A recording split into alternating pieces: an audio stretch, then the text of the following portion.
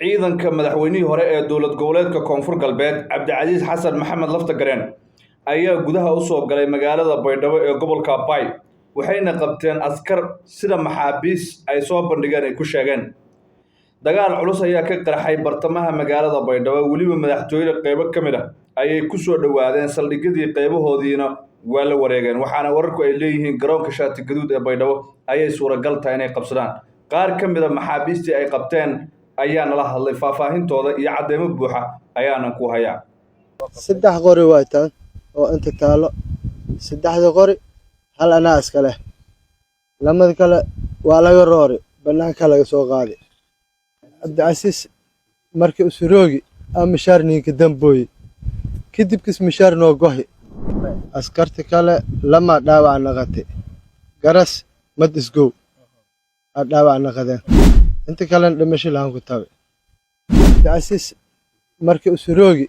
mishaar ninka dambooy kadib kis mishaar noo gohi Axmed Maxamed Siido wali era sidoo kale waxaan isla eegi doonaa dagaalka dhacay khasaaraha u dhalay ciidanka daraawiishta ah ee Koonfur Galbeed ee Cabdicasiis Laftagareen daacadda u ahaa ayaa duulaankan soo qaadayay aan xogta ku helayno askar booliis oo maamulka hore uga tirsanayd haddana hoos tagta nidaamka cusub ee aadan madoobe ayaa nolosha lagu qabtay sida markaasi muuqaal kordhacaaba aad ku aragteen haddaba dagaalkii dhacay khasaare intee la eg uu dhaliyay maxaa ka jira wararka sheegaya in Baydhabo uu dib ula wareegay Cabdicasiis Laftagareen dowladdu tallaabo nooceeya ayay qaadi doontaa ma doorasho ku celis ayaa dhici doonta mise aadan madoobe kursiga ayuu sii xalaashan doonaa sidee bay noqon doontaa xaaladda maamulka South West ee Soomaaliya muuqaalkeenan ayaan ku jeexjeexaynaa sidoo kale digniin ka timid wasiirkii amniga ee Laftagareen Xasan Cabduqaadir oo horey gabood fulo loogu eedeeyay wuxuu shacabka ugu baaqay inay ka fogaadaan goobaha ay ku sugan yihiin askarta taliska cusub ee hadda jooga Koonfur Galbeed iyo kuwa dowladda waxaana uu yiri waxaan idinka xoreynaynaa gumeysiga waxa uu ku sheegay khudbadda ninkaasna waan isla eegaynaa si guud Koonfur Galbeed ayuu mowduuceenan daaray yahay iyo dhacdooyinkii dhacay waxaan ka codsanayaa inaad like saarto subscribe soo tiraado channelka maalmahan muuqaal baahinta ciladankeeda ayaan wajahaynaa qaybta commentiska muuqaalka inuu ku soo gaaray like aad saarto sidoo kalena aragtidaada noo reebto si share gareyso waa mahadsan tahay wararka ka imaanaya magaalada Baydhabo ee Koonfur Galbeed magaaladaasina xarun ay u tahay maamulkaas inkastoo ku meel gaar ay tahay haddana waxaa la warinayaa tan iyo xalay inay ka dhaceen dagaalo lixaad leh oo u dhaxeeya Cabdicasiis Laftagareen hogaamiyihii hore ee maamulkaas ee xukunka sida xoogga ah looga qaaday iyo nidaamka cusub ee hadda halkaas jooga aadan madoobe oo xamar ku maqan dabadii magaalada weeraradan ayaa ka dhacaya iyadoo oo tiro madaafiic la isu adeegsaday sidoo kale xogta aan helayno xaqiijinaysa in afardoodka magaalada madaxtooyada meelo ku dhow taliska saldhigga booliiska iyo goobo kale oo muhiima oo markaasi checkpoint iyo xarumo hubineed ay yaaleenba ciidanka ay soo gaareen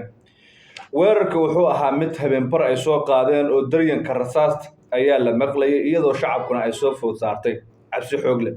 waxaa kale oo xusud mudan in dhawaqa rasaastaasi ay ku waxyeeloobeen dad badan oo shacaba oo birmageeda qax iyo barakacna mar kale uu dib uga bilowday waxa la isku hayo waa kursiga maamulkaas ee ma jirto dagaal iyo colaad kale oo u dhaxeeya reeraha wadada Koonfur Galbeed ama beelaha Digil iyo Mirifle ee maamulkaasi ku badan wararka aanu helayno marka waxay leeyihiin Cabdicasiis Laftagareen waxa ka go'an dib u soo laabashadiisa maamulkaas halka aadan madoobe iyo ragga kale ee saaxiibadii ay qorshaysteen ama dhammaantood ay hoosta ka xariiqeen in xukunka sida xoogga ay ku sii joogaan doorasho ku sheegay 10 Juun ee bishan gudaheeda dhacdayna ay xukunka ku sii haystaan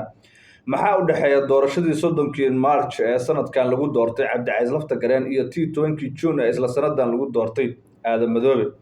dadku waxay leeyihiin ma jiro farqi badan oo u dhaxeeya dhinacyada sababtoo labada doorasho waxay u muuqdeen kuwa la boobay ama la musuqmaasuqay waxa muuqanaysa marka in wali Cabdicasiis Laftagareen uu mintirayo oo uu wado waxa Soomaalidu ay tiraahdo cadkaan uu ku cunay ama ku ciiday oo macnaheedu yahay in uu helo xaq dhameystiran ama waxa uu doonayo isaga oo maamulkaas ka rabo ama inuusan jirin qof kursiga kaga dambeeyo waa sababtay ujeedka rasmiga ah ee Cabdicasiis Laftagareen ciidanka beeshiisa oo u hubeynayo habeen iyo maalin isla markaana ugu soo gurayo deegaanada Koonfur Galbeed waxa muuqanaysa marka in xaaladdu tahay wali faanoli farikama qodno oo ciidanka maamulkaasi ay awood badan isbidayaan oo ay doonayaan inay u babacdhigaan Cabdicasiis Laftagareen iyo tiimkiisa oo u badan beeshiisa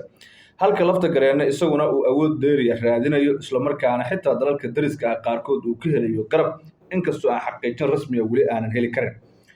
waxaa ku olog ah oo safkiisa weli ku jira afhayeenkiisii ugaas xasan ninka lagu magacaabo, wasiirkiisii amniga xasan cabdiqaadir, taliyihii ciidanka asluubta ninka sodogiya taliya shub, iyo rag kale oo isagoo ku beela. dhammaantood waxay ku saf yihiin cabdicasiis lafta gareen, waxayna u durbaantumayaan in mar kale isaga majraha uu qabto. inkastoo gaboodfallo, hurinta colaad qabiileedyo ama dagaal beeleedyo iyo sidoo kale ku-takrifal awoodeed lagu eedeeyey muddadii uu xukunka maamulkaas joogay lafta gareen oo 7 sano 4 bilood 15 maalmood ahayd, haddana waxaa muuqanaysa in weli uusan ka rajo dhigan ama uusan ku quusgoynin in xukunka markaasi uu sii haysta ninkan.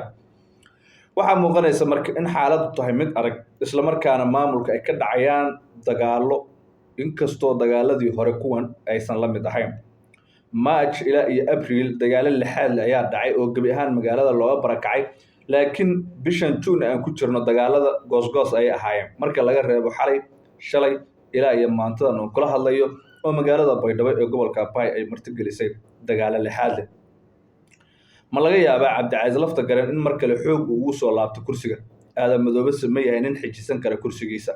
labada doorasho waxay ahaayeen baalyiri kuwa musuq maasuq, ku-takrifal awoodeed, ku-xadgudubka sharciga, dastuur jebinta, qaanuunka oo lagu xadgudbo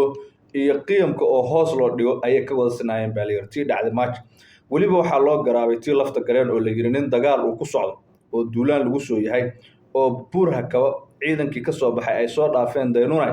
ayay ahayd, waaba loo garaabaya oo col baa ku socdaa la yiri ninkaas. laakiin Aadan Madoobe isagoo cadow iyo col daba joogo saas u buuran uusan jirin ayuu qabta baa la yiri doorasho tii uu diidanaa aan waxba dhaamin. haddaba maamulkaas xalkiisa muxuu yahay? adiga ahaanse maxaa kuu muuqda? muuqaaladan ayaan kula wadaagaya, la daawo aragtidaadana noo reeb. waa mahadsantahay saaxiib.